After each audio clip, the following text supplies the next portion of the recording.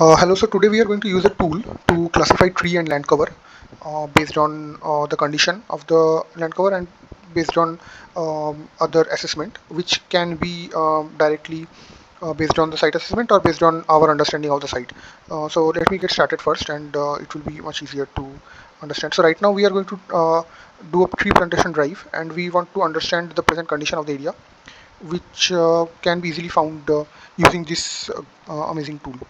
So let me go to the site where the tree plantation is going to take place, and let me select a bounding box for the area. So we are going to plant trees in this area sometime in the onset of the rainy season, and we are right now selecting the area.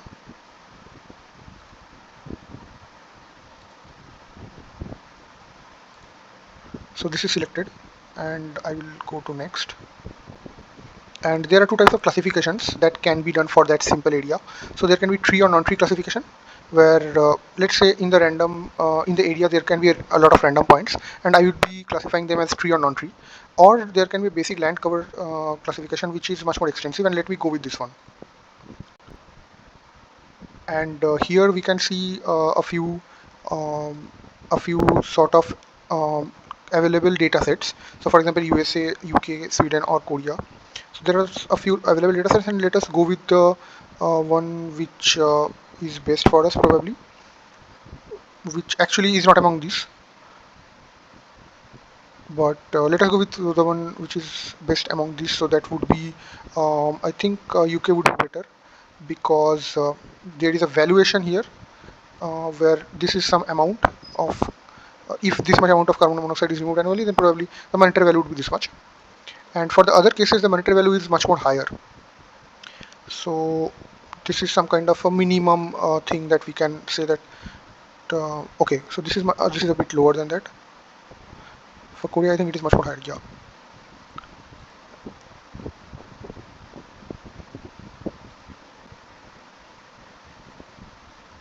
So for the USA, it is very low. So let me go with Sweden. So yeah, so I think this monetary value should be fine for us. So there are other options as well.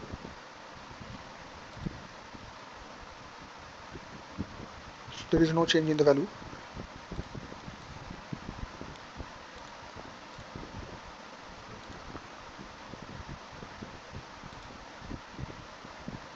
So there is a decrease in the value. Okay.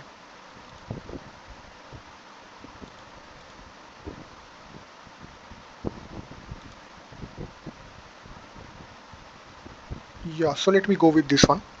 I think this would be okay.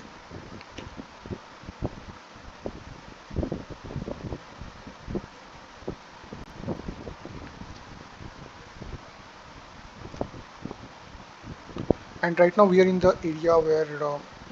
Let me go back once again. So here there is a hydrological part as well, which is also within that same like data set. Here we have to assign the specific area to a specific location, so that we can get the data set. Since our location is not among these, we are randomly assigning it as a UK and getting that equivalent amount of value as per this area, rural area of UK. And here right now, this is a area in India. Here we are going to have a tree plantation drive, and we are trying to classify this area and understand what kind of a valuation for I mean in terms of the results we can obtain. Basically, if we are planting this much amount of tree, what is the amount of carbon that can be obtained, I mean sequestered from that, and thereby we can understand how much value we are putting into. So here this part would be something like a Monte Carlo simulation, where random points are selected, and we are going to manually classify these points. So this random point is right now a tree. So here it is already tree selected. So I will generally I will select a option from here, and I will save it. And this is the first point. Now again I am doing the same thing. Another random point is selected, and this is again a tree. And let me save it. Next time I will use this option, save and create new. So this one I am again selecting a random point. Automatically this is again a tree, and let me save and create a new point again. So I'm saving and it automatically created another new point, which is again a tree top. So let me save this as a tree again. I don't have to change this, and save and create new. So then there would be another point. This is again a top of a tree. Save and create new. So there is no change in the classification. This is again a point on the top of the tree. So let me save and create new, and hopefully I will get something which is not a tree. So there is no tree here. Yeah, so this can be a place which would be a soil or bare ground, because that is what it is, and I will save it. And here you can see this area is highlighted here as a separate part, which is soil and bare ground, and not a tree. So earlier portions were this much, were in this bar. So now I am again selecting a new point, randomly select a new point, and this is the point. And this is again a cement, a concrete area basically. This is a concrete stretch which can be talked about like impervious other. You can classify it as that. And then we are again going to save and create a new point. So we're going to repeat this process until we have a lot of different points. This is a building, and this is again a different part.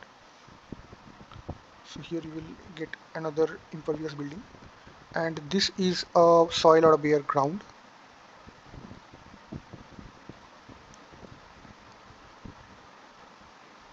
This is a treetop, so I will just save and create new. This is again a treetop. I will classify it as a treetop itself. Uh, Again the same thing. So as many as the number of points increases, the understanding of the entire area would be much more.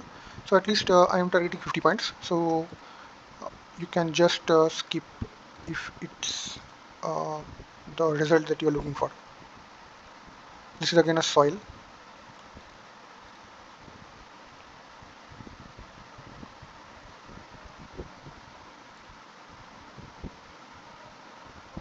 I think this would be some kind of a road.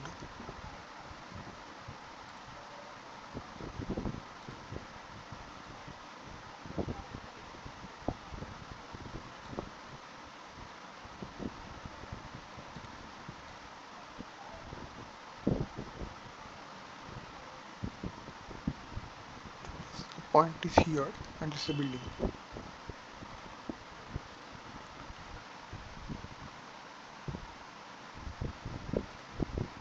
So this is again a treetop, and I did not classify this. This part is a shed, the top of a shed. So that would also be an impervious building. Here we don't have any water area, so that classification won't be used at all.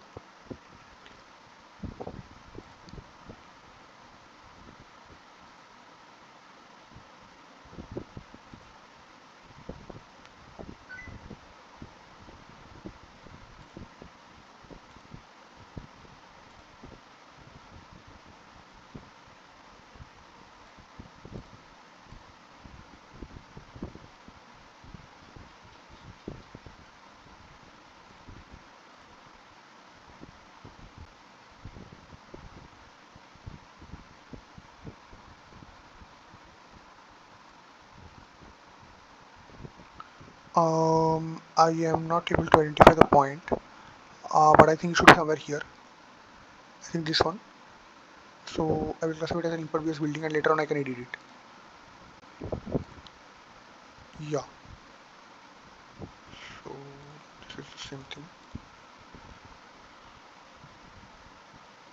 So it is here, which is the ground.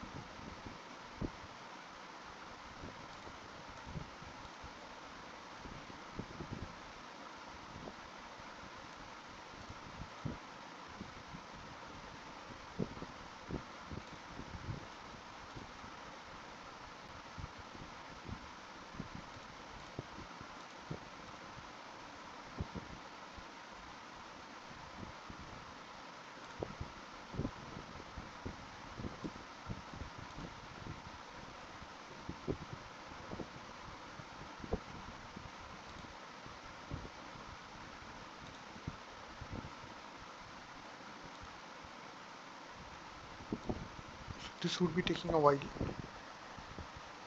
because the number of points are it is necessary to be the better, the more number of points the better.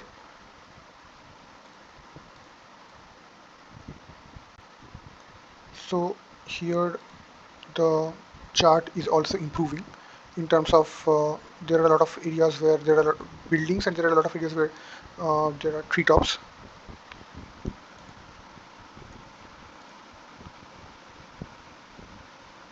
But I think 50 points should be enough.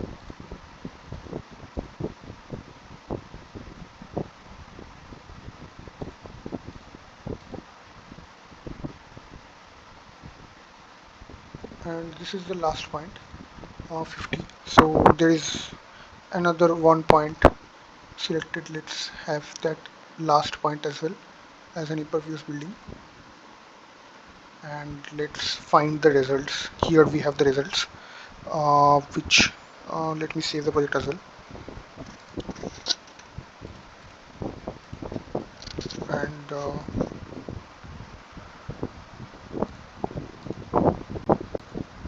and generate the report. So here we have a report. This is a rough patch of land. This is a patch of land, and this is a rough report. And there are a lot of details which should be helpful for people who are going to assess how much should be invested in this area for a tree plantation drive. And let's see how this is decided upon.